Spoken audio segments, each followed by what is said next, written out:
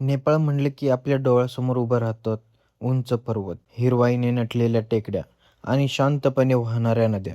पण याच निसर्गरम्य नेपाळमध्ये आता एका भीषण फ्लॅश फ्लडने अक्षरशः हाहाकार माजवला आहे. नेपाळच्या रसुआ जिल्ह्यात चीनच्या तिबेट सीमेजवळ बुधवारी सकाळी अचानक पाण्याचा प्रचंड लोंढा आला. भोटेकोशी नदीने रौद्र रूप धारण केलं आणि त्यानंतर हे पाणी त्रिशुली नदीच्या प्रवाहात गेलं. काही मिनिटांतच रस्ते, पूल, घर, वाहने आणि महत्त्वाच्या पायाभूत सुविधा पाण्याच्या आणि दगड-मातीच्या लोंढ्यात वाहून गेल्या. या आपत्तीची सर्वात धक्कादायक गोष्ट म्हणजे हा नेहमीचा पावसाळी पूर नव्हता.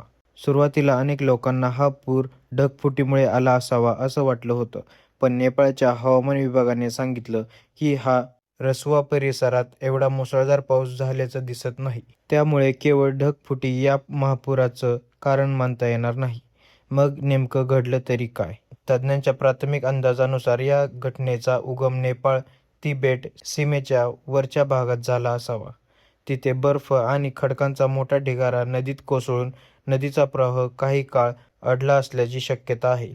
त्यामुळे पाण्याचा मोठा साठा तयार झाला आणि हा नैसर्गिक अडथळा अचानक फुटल्यानंतर पाणी, बर्फ, दगड आणि चिखलाचा प्रचंड लोंढा खालच्या दिशेने धावला असावा. काही तज्ज्ञ ग्लेशियल लेक आउटबर्स्ट म्हणजेच हिमनदीजवळ तयार झालेल्या तलावाचा अचानक फुटलेला बांधा हेही संभाव्य कारण मानत आहेत. तर काही प्राथमिक विश्लेषणामध्ये बर्फ, खडकाचा आणि संभाव्य भूकंपीय हालचालींचाही तपास केला जात आहे.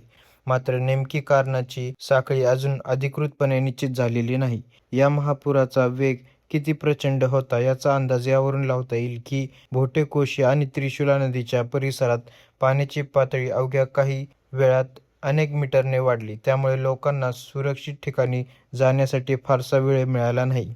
आता सर्वात मोठी चिंता आहे ती बेपत्ता लोकांची. नेपाळमधील विविध भागांमधून शेकडो लोक बेपत्ता असल्याची माहिती समोर आली आहे. यामध्ये स्थानिक नागरिकांसोबत विदेशी पर्यटक आणि भारतीय नागरिकांचाही समावेश असल्याचा अहवाल आहे. उपलब्ध प्राथमिक यादींमध्ये 100 पेक्षा जास्त भारतीय नागरिक बेपत्ता असल्याचं काही रिपोर्ट्समध्ये नमूद करण्यात आलं आहे. मात्र बचावकार्य सुरू असल्याने हा आकडा बदलू शकतो. दरम्यान नेपाळमध्ये मोठ्या प्रमाणात शोध आणि बचावकार्य सुरू आहे. खराब हवामान, रस्ते आणि पूल वाहून जाणे आणि संपर्क व्यवस्था विस्कळीत झाल्यामुळे बचाव पथकासमोर मोठे आव्हान निर्माण झाले आहे. आणि आता प्रश्न फक्त नेपाळपुरता मर्यादित राहिलेला नाही. नेपाळमधून वाहणाऱ्या नद्यांचा प्रवाह पुढे भारताच्या दिशेने येत असल्यामुळे बिहार आणि उत्तर प्रदेशच्या काही भागांनाही सतर्कतेचा इशारा देण्यात आला आहे.